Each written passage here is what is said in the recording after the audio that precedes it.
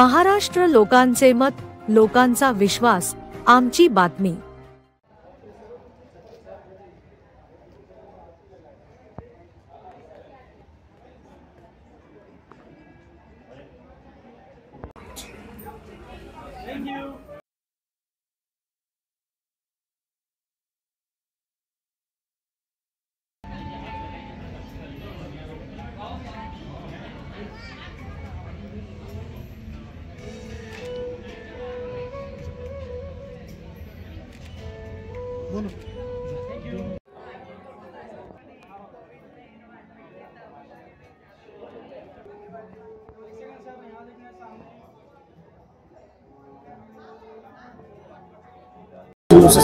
सबसे पहले तो अपने आप को इंट्रोड्यूस करने से पहले मैं ये बताना चाहता हूँ कि सैयद साहब मेरे इंजीनियरिंग के क्लासमेट हैं और शुरुआत हमारी इंजीनियरिंग से हुई थी और आज के दिन उनकी सर्विस का एंड वाला डे है।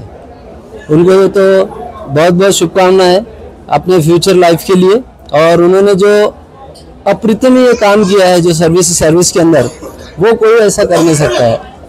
उन्होंने जो भी किया डिपार्टमेंट के लिए, स्टेट के लिए, देश के लिए, उसके लिए उनका बहुत बहुत धन्यवाद और आगे की जिंदगी के लिए उनको बहुत बहुत शुभेच्छा। धन्यवाद। काम के बारे में बहुत काम अच्छा है आपका। घाटी का काम तो एक उनका लैंडमार्क है, वैसे उनके और भी कई लैंडमार्क्स है, आपको शायद एक ही पता है, लेकिन उनके ऐसे लॉ कॉलेज और जो तो रेगुलर के अंदर, उसके पहले भी उन्होंने रोड्स के अंदर भी, हाईवेज के अंदर भी काफ़ी अच्छे काम किए। वो काम भी उन्होंने तो बहुत सराहनीय काम किए और एक क्लीन पर्सनैलिटी जिसे कहते हैं, ऐसे ये तो हमारे सैयद साहब हैं।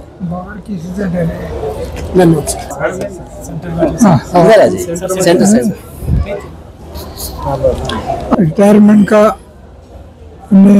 आखिरी दिन तो नहीं है, कल है। आज आपकी तरफ से पार्टी रखी गई थी। आपका जो काम, अब जो 35 साल की आपकी सर्विस है, 35 साल की सर्विस में आपने जो काम किए हुए हैं, बहुत ही क्लीन और उम्दा काम किया गया है और कोई बेदाग काम किए गए अभी तक। और इस दौर में सैयद साहब जैसे घाटी को जो 10 साल संभाले हैं, शायद ही कोई दूसरा नहीं संभाल सकता था।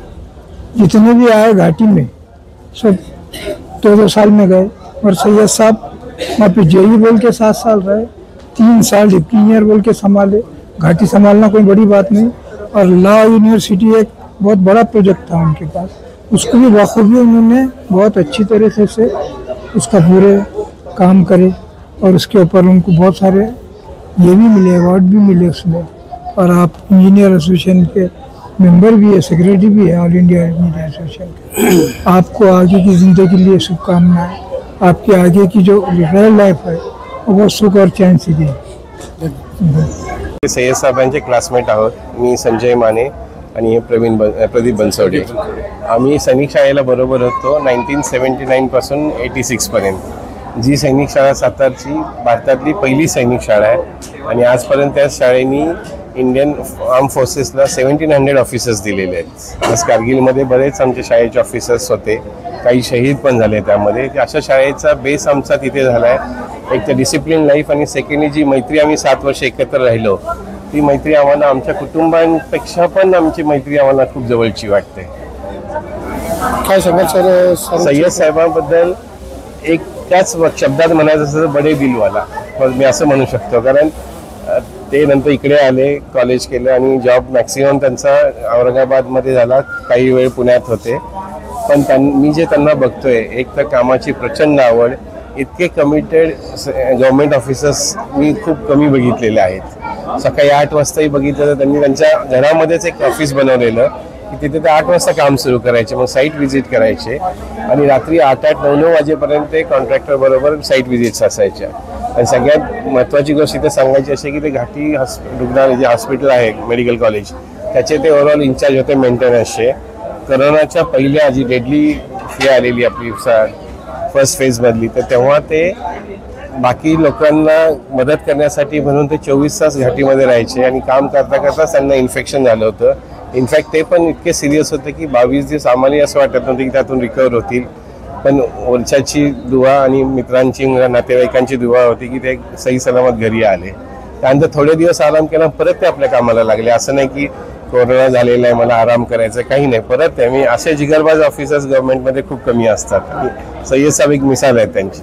काही लहानपणची काही आठवणी आपल्या शाळेत? लहानपणाची आठवणी म्हणजे आम्ही 6वीत गेलो तेव्हा त्यांचं ड्रॉइंग स्केच खूप चांगले होते. आमचे गुक्कल सर होते जे अफगाणिस्तानमध्ये पण जॉब केलेला तर ते सय्यद तर ते त्यांचे फेवरेट स्टुडंट होते. आणि सय्यदची कवाली पण जी 6वी 7वीत आम्ही ऐकलेली आहे अजूनही म्हणजे लक्षात आहे. ती खूप लढी मर्दानी जासीवाली राणी ती कवाली कायम त्यांच्या. आणि पहिल्यापासूनच तो मदत करणारा आणि एक सगळ्यांचा चांगला मित्र यारों के यार म्हणतात ना तसा सय्यद. मध्ये त्यांच्या कामाची त्यांच्या कार्यकर्तृत्वाचं कौतुक केलं जातं. प्रत्येक ठिकाणी केलं जातं. म्हणजे प्रत्येक आहेत डेप्युटी इंजिनियर आता या पदावर रिटायर होत आहेत, पण त्यांचं जे असोसिएशन आहे त्याचे ते सेक्रेटरी आहेत, त्यामुळे त्यांची ख्याती भारतभर आहे. म्हणजे मी त्यांचे श्रीनगरला गेलेल्याचे फोटो आणि त्यातला फीडबॅक पण बघितला, कलकत्ताचा बघितला, चेन्नईचा बघितला की सगळीकडे ते सगळ्यांना हवे असायचे. फक्त एकदा गेले बस तेवढंच कारण पाहिजे. सेकंड टाइम लोक आवर्जून त्यांना बोलवायचे की सय्यद साहेब अपनी मीटिंग आहे, आप आइए, जरूर आइए. आणि ते पण व्यक्ती इथे एवढे कामात बिझी असताना शेड्यूलमधून या त्यांच्या असोसिएशन मीटिंग ते कधी मिस नाही करायची, कायम मीटिंग करायची. आणि त्यांचा सेकंड फेज जर बघितला फॅमिलीचा तर आमच्या बहिणी भाभीजी ज्या आहेत त्या सपोर्टिंग आहेत, कायम सपोर्ट केला. त्यामुळे सय्यद साहेब एवढं सगळं करू शकले. आणि ते एवढ्या वेळात ते करून थोडे वेळ तरी फॅमिलीला द्यायचे. 15 ऑगस्टच्या नंतरची काही सुट्टी असते किंवा दिवाळीच्या वेळेला ते फॅमिलीबरोबर वेळ घालवायचे. नशिबाने त्यांच्या मुलं आणि सून पण त्यांना खूप चांगल्या घरातली मिळाली. आज मुलगी आर्किटेक्ट झालेली आहे. खूप सुखी कुटुंब आणि सगळ्यांना आपुलकी देणारं कुटुंब आहे ते. आणि आम्ही हीच अपेक्षा करतो की त्यांची ही अशीच प्रगती हो आणि त्यांना चांगलं समाधानाचं आयुष्य पुढचं राहो. बस. माझं नाव संजय माने, मी पुण्यावरून आलेलो आहे. 35 वर्षाच्या प्रदीर्घ कालावधीनंतर आज रिटायरमेंटचा जो दिवस आहे तो माझ्यासाठी अत्यंत दुःखदायक आहे.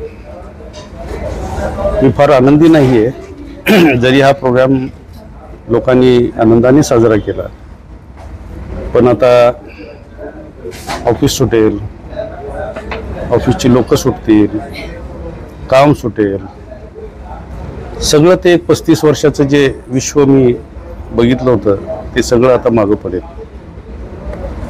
पण एक चांगली गोष्ट आहे की लाईफमध्ये एक ब्रेक पाहिजे, तसा हा ब्रेक मला मिळालेला आहे. मी निश्चितपणे इथून पुढं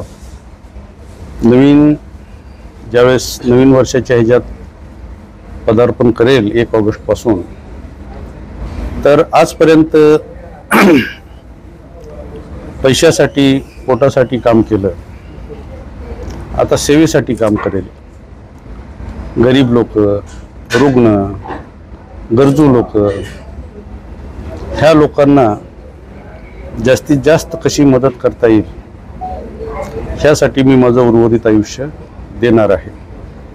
कारण देवाने आपल्याला भरभरून दिलेलं आहे, पण ज्यांना काही गोष्टीसाठी कमी आहे ती फुल ना फुलाची पाकळी जे काही आपल्या लिमिटमध्ये करता येईल ते इथून पुढील आयुष्यात मी निश्चितपणे करणार आहे. आपण एक उत्कृष्ट गझल गायक आहेत, कव्वाली गातात, शेरोशायरी करतात, याबद्दल आपलं काय? ते नैसर्गिक आहे. ज्यावेळेस मी कधी शेरोशायरी करतो तर ते स्पॉन्टेनियस त्यावेळेसच्या परिस्थितीनुसार ते येतं. ते काही ठरवून मी काही फार मोठा असा हे नाही आहे, ठरवून काही नसतं. ते स्पॉन्टेनियसली ती परिस्थिती बघून त्यावेळेस त्या पद्धतीने येतं. ते काय आनंदाचे क्षण सर आपले? आनंदाचे क्षण तर खूप आहेत आयुष्यात. देवानं भरभरून दिलेलं आहे. शून्यातून उचलून मला इथपर्यंत आणलं. आज एवढ्या लोकांनी अभिनंदन केलं. हे देवाचे माझे लाख लाख आभार आहेत की त्यांनी माझ्यासारख्या एका गरीब कुटुंबात, एका खेडेगावात जिथं काहीच नव्हतं, माझे वडील पेशमाम होते. मी इंजिनियर झालो म्हणजे नेमकं काय झालो हे त्यांना माहीत नव्हतं, पण त्यांनी माझ्यावर पूर्ण विश्वास टाकून हा मुलगा निश्चित काही ना काही करेल म्हणून मला शिक्षणासाठी बाहेरगावी पाठवलं, माझ्यावर विश्वास ठेवला. आणि आज मला आनंद आहे की मी त्यांच्या विश्वासाला पात्र ठरू शकलो. धन्यवाद.